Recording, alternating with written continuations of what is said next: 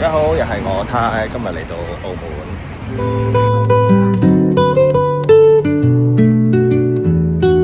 上集同大家介紹咗一啲熱門嘅美食，今日我覺得咧要講一講土生菜同埋葡萄牙菜，因為我發現好多人都知道呢樣嘢係澳門獨有嘅，但係又唔係好知道點樣去試。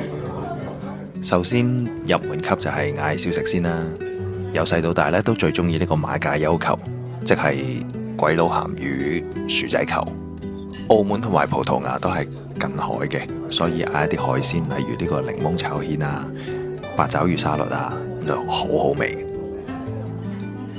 主菜咧可以叫燒烤類嘅，尤其係比中式更加嫩滑嘅葡式烤乳豬。佢個皮咪炸得好脆咯，跟住之後同埋好香，好香口。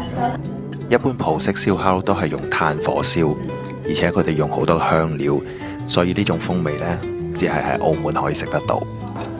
記得試埋個焗鴨飯，呢個即係煲仔飯嘅中西合璧變種，好有特色。今次我哋試呢間餐廳叫做 Manuel， 大家可以試下。鏡頭一轉，我哋就去咗間咖啡。咁呢一間咖啡呢，就係古宅改建嘅，有少少台南嘅感覺。